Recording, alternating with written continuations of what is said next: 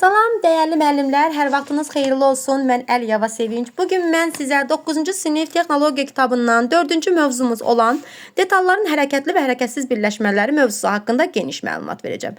Hərəkətli və hərəkətsiz birləşmələr. Bu birləşmələr oduncaqdan, metaldan və plastik kütlədən hazırlanırlar müəllimlər. Və bunların əksəriyyəti süni ağac materiallarından hazırlanırdı. Süni ağac materiallarına nələr hesab olunurdu? Müəllimlər, süni ağac materialları CAEM kimi də yazıla bilərlər. Baxın, burada qeyd olunub. CAM kimi qeyd oluna bilər. Bu materiallara oduncaq yonqarlı lövhələr, oduncaq lifli lövhələr, orta sıxlıqlı oduncaq lifli lövhələr və yaxud da biz buna MDF və yaxud da KDF də deyə bilərik. Çünki bu materiallar ucuz olurlar. Xam malı çox zaman hamının əldə edə bilmədiyi qiymətli ağac növündən bəzəyən teksturlu şiponlarla üzlənmiş olurlar, yəni fanerlənmiş olurlar. Süni oduncaq materiallarının eni böyük olur, həm də çox möhkəmdirlər. Mərkəzi istilik sistemi quru yerdə istiliklə bağlı heç bir problem yaratmırlar. 40 ildən çox istifadəyə yararlı olmuş olurlar, istismara yararlı olurlar. Bəs müəllimlər, lövhəli mebellər hansı mebellər hesab olunur? Lövhəli mebellər xarat işlərində süni oduncaq materiallarından hazırlanmış mebellərdir. Baxın, diqqətli olursunuz. Nədən hazırlanmış? Süni oduncaq materiallarından hazırlanmış mebellər hesab olunurlar.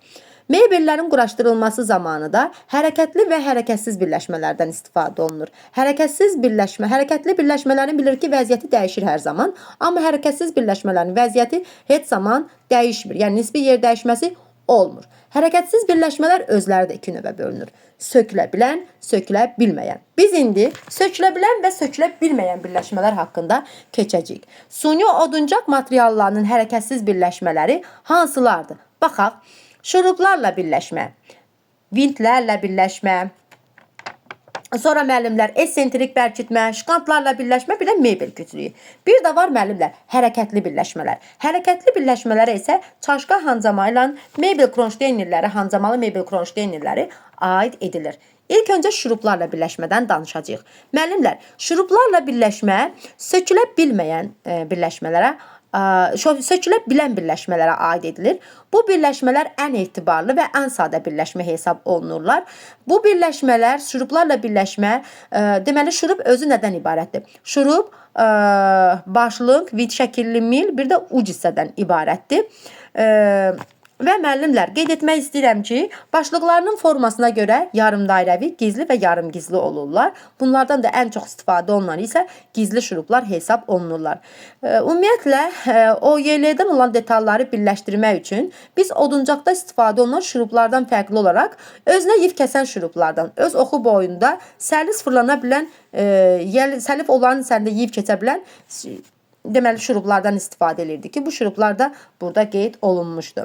Müəllimlər, özünə yekəsən şuruplardan istifadə işin rahat getməsi üçün əvvəlcədən biz onun üçün kiçik diametrli deşik açırdıq. Sonra onu burğulamaq və vintaçanı düzgün seçmək lazım idi. Burğulamaq üçün düzgün burğulamadan və vintaçan onun başlığı üçün düzgün vintaçandan istifadə edirdik. Biz bilirdik ki, şurupları açıb bağlamaq üçün vintaçandan istifadə edir və onların hər birinin də başlığına uyğun vintaçanlardan istifadə edirdik.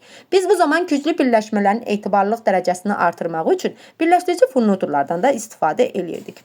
İndi isə vintli bərkitmə haqqında danışacaq şəkildə də görürsünüz ki, vit və kiçik çəllək və onların bir-birlə birləşdirilməsi qeyd olunub. Vitli bərkitmə nədir müəllimlər? Vitli bərkitmə hərəkətsiz birləşmədir, sökülə bilən birləşmədir. Bu birləşmə növü vintdən və kiçik çəlləkdən ibarətdir və bir panelin, yəni dördbucaqlı taxta parçasının kənarının digər panelin layına bərkitmək üçün istifadə olunurdu. Çəkib bağlama yerişləri də böyük olduğu üçün bu birləşmələr daha möhkəm hesab olunur. Ancaq bundan başqa onların üstün cəhətləri ilə bağlı həm də çatışmayan cəhətlər də var. Çatışmalı isə panelin üst hissəsində vint başlığının görünməsidir. Biz bunları xüsusi tıxaclarla bağlaya bilərik. Amma bu da onun demək olar ki, çıxış yolu hesab olunur. Çünki tıxacı şkafın xarici panelində esentrik, yəni gözəl görsənmir. Kiçik çəllək vinddəki dəliyin rəfin kənarındakı dəliklə üst-üstə düşməməsi problemi ilə qarşılaşa bilərik. Və bundan başqa da kiçik çəllək vind öz yuvasından çıxartmaq heç də asan olmur. Yığma zamanı bura narahatlıq, estetik xəta birləşmələrin etibarlılıq, uzunömürlük olması ilə əvəz olunur. Vind rəfin kənarında əvvəlcədən açılmış deşiyə vurğulanır. Vurğulandırıldıqdan sonra isə onun quraşdırılması üçün rəfin kənarında və detalın üz layında 2 dənə deşik açırlar. Deşiyi açandan sonra onları bir-birinə perpendikulyar şəkildə bərkidirlər. Bunun üçün də çox vaxt diametri 7 milli olan, uzunluğu 50 və yaxud da 70 milli olan avrovintlərdən istifadə edirdik. Avrovint isə başlığı altı bucaqlı olan vint hesab olunur, müəllimlər. İndi gəlin esentrik, burada vitli bərkitmə göstərilib, burada detalların birləşməsi göstərilib olaraq.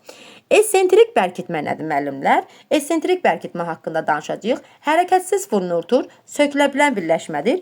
Çəlləkvari vintin fırlanma hərəkətini ştokun irəliyə çevirən qurğusu hesab olunur. Esentrik bərkitmə ən çox istifadə olunan bərkitmə növüdür.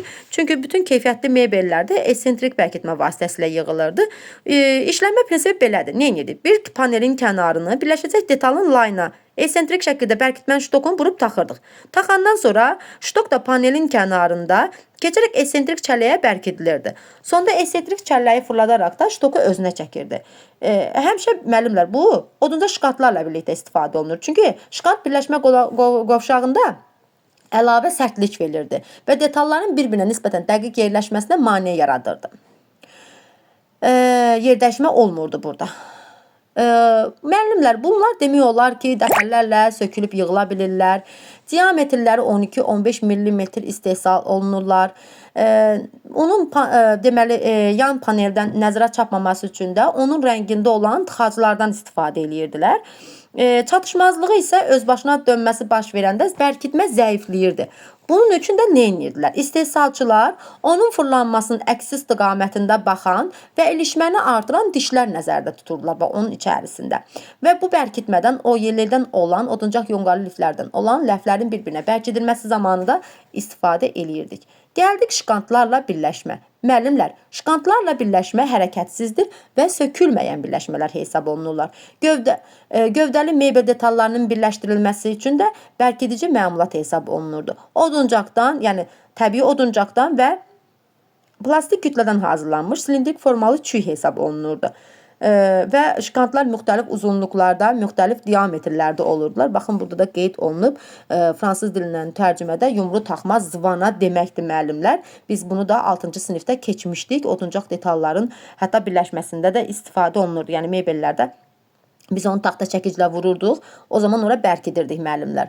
Şkant detalların düzgün birləşməsinə şərait yaratmış olurdu. İstismar edilən zaman üzərinə yük götürərək onların yer dəyişməsinə mane olmuş olurdu. Və bu şkant çox ucuzdur və sadə detal olsa da onun işinin də öz çətinlikləri var idi. Qurudulmamış oduncaqdan hazırlanan zaman bu şkantlar, yəni qurudulmamış oduncaqdan hazırlansa və düzgün saxlanılmasa öz silindrik formasını dəyişirdi. Bu isə birləşmənin keyfiyyətində özünü göstərir. Çünki artıq o nə edirdi? Sıxılmağa, yəni nəmliyini itirərək sıxılmağa baş verirdi. Buna görə də şkantın nəmliyi birləşdirən detalın nəmliyindən 200% aşağı olmalıydı. Amma şkantın özünün yol verilən nəmlik həddi isə 6-8% olmalıdır. Bax, bunu ona görə deyirlər ki, müəllimlər, yax dediyim kimi, içərisində olan, tərkibində olan o nəmlik sıxılıb çıxırdı. Çıxdığı üçün də o nəmliyi itirdiyi üçün də orada artıq kiçilmələr baş verirdi, müəllimlər. Mebel künclüyü nə idi, müəllimlər? Bu furnitur tərpənməzdir, sökülə biləndir, sadə növü hesab olunur, quraşdırılması asandır. Quraşdırmaq üçün də heç bir əlavə deşiyi açmağa tələb olunmur. Metaldan, plastik kütlədən ola bilirdi mebel künclükləri. Baxın, qeyd olunub. Burada da göstərilib, müəllimlər, bizə. Mebel künclüyü birləşməsi kifayət qədər möhkəm birləşmə hesab olunurdu. Qiyməti də demək olar ki, ucuz idi. Çatışmazlığı isə görünən olmaz. Yəni, hər zaman görünürdü. Plastik kütlədən olan mebel künclüyü bir qədər məmulatın esentrik görüntüsünə xələl gətirə bilirdi. Bu qurulma da mebeldə bərkitmənin əsas növü hesab olunurdu. Gəldik hərəkətli birləşmələr. Dedik ki, hərəkətli birləşmələrimiz iki cürdür. Çaşqa həncəma ilə həncəmalı mebel kronşteynləri, müəllimlər. Baxın, burada da görürsünüz çaşqa həncəmaları Oy, üzr istəyirəm, çox üzr istəyirəm. Ekran kaydı. Bir dəqiqə, müəllimlər, səhifə 25-ə qaydağın.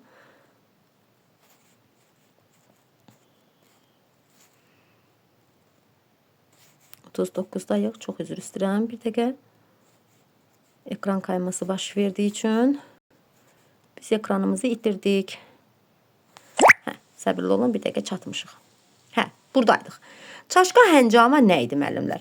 Çaşqa həncama yarım mexaniki qurğudur. Mebeldə qapıların gövdəyə bərkidilməsi üçün, bir də qapı layların müəyyən bucaq altında açılması üçün istifadə olunurdur. Hərəkətli və sökülə biləndir. Ən etibarlı üsul hesab olunur.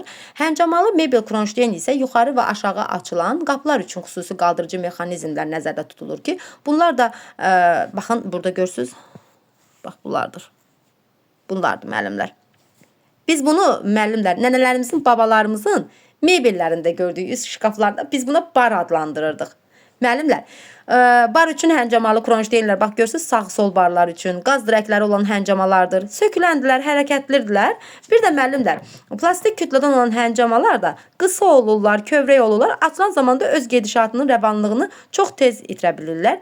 Əgər qapı və ya rəf tutulub saxlanılmazsa, bu zaman zərbə nəticəsində plastik kütlədən həncamalar qopa bilirdilər. Hər birinizə uğurlar arzulayıram müəllimlər.